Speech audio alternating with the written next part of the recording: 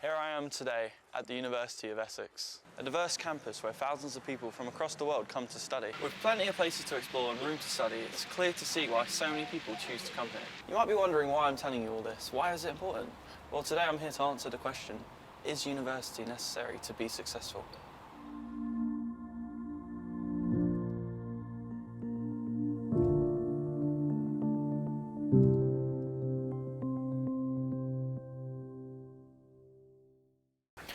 I knew I wanted to go to university years before applying. It wasn't until after sixth form I realised what I wanted to do after education. Ironically, I want to become a teacher, and for that career, having a degree is absolutely necessary. Now, I know there are many people who view their time here as a delay for going out into the working world. And it's true, but not only that, this is a lot of people's first time to actually be independent for themselves. Even everyday things like cooking, cleaning, laundry, or even going shopping, a lot of people haven't had a chance to do that for themselves, and uni is the first time they get to do it.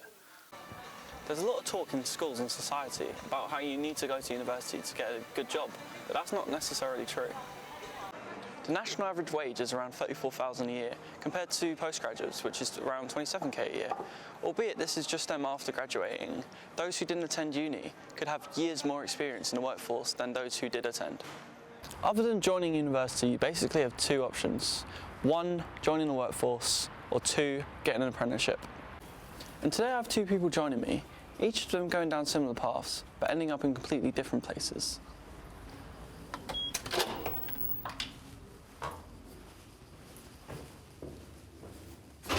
I dropped out of sixth form, moved back up to London, went to live with my dad, and then my nan. Individually dropped out of them one by one, failing grades, class wasn't going very well, wasn't able to pick up the information or focus, or every exam wouldn't go right, I had had enough of it. I was working at the South Bank Centre in Waterloo, it's this big theatre hall. I was there as a mechanical engineering apprentice, so I was getting paid and I was working.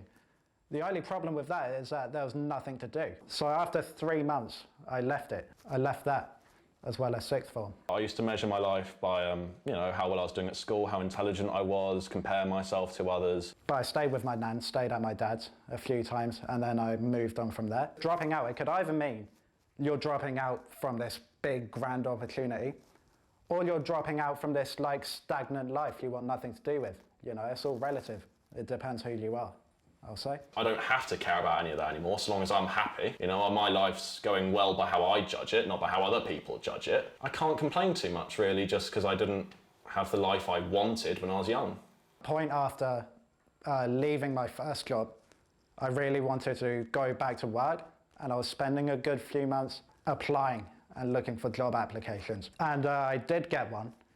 It was a very good one. It was working at the WH Smith in Liverpool Street Station, and I spent a good few months there.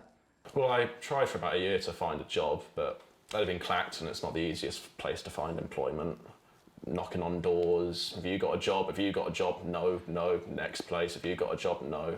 Got a trial place at some place, that didn't go anywhere. End up having to get a job at a care home through my mum, and I've been there ever since. Well, the job itself was shit. All I remember is that it was cold down there, and there was plenty of rats and stuff.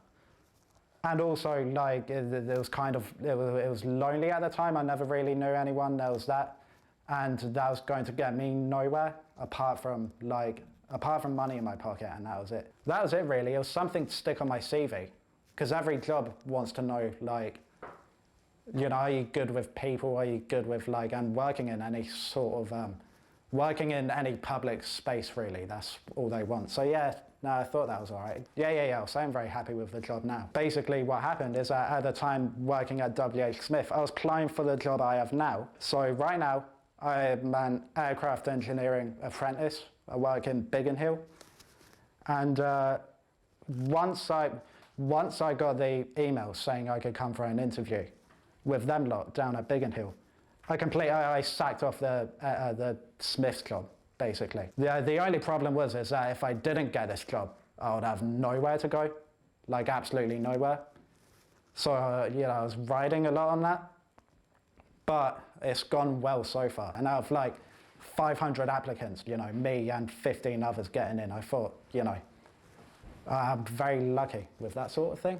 The only thing I would say is that if you are dropping out, just like know exactly and plan what you're going to try to do next. Because I mean, at the end of the day, if you drop out with nothing, everybody's not going to see you in the same way. But you know, as long as you know what you're doing and you work hard for it, then you should be all right.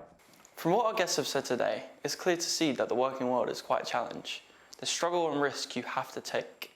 No wonder a lot of people choose to go to university.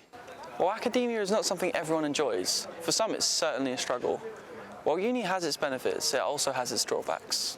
A survey conducted by the Office for National Statistics shows that 37% of first-year students show symptoms of anxiety and depression. That's a worrying amount. It's clear to see why there's a huge amount of people who claim university isn't for them, and just maybe it isn't necessary either. University might not be all it's cracked up to be. For a lot of students, it's incredibly stressful and can take a toll on their mental health. I've spoken a lot about other options, as well as the drawbacks of university, but you might be wondering, what are the benefits? University is home for many people, and because of that, there's always something interesting going on. If it's voting for a new student representative, or even the unveiling of a new cat statue, life is always made interesting. With study spaces available 24/7, as well as on-call security, this university does try its best to fit the needs of all its students.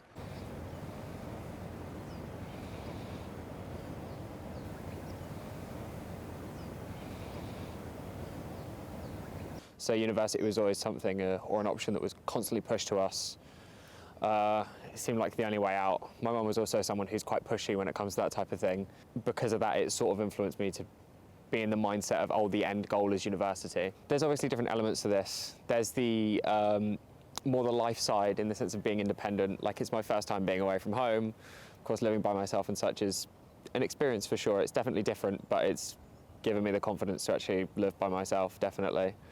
Also got to meet a lot of great people, which I think is not talked about enough when speaking about university. The social aspect of it all, of meeting people, is really one of the more prevalent pull factors when you're actually here.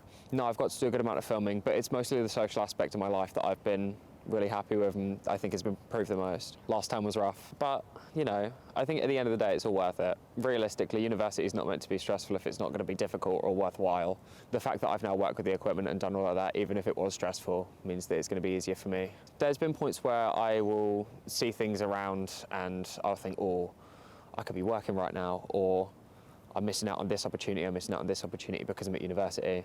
Film as a whole it's very needed for experience. Experience is the thing that's going to get you into jobs, experience is the thing that's going to get you working, really. And university has given me experience for sure, experience with the technology, experience with the camera, stuff like that. I think I covered it all. And with all that said, the question is still in the air. Is university necessary to be successful? Not really. No, but it helps.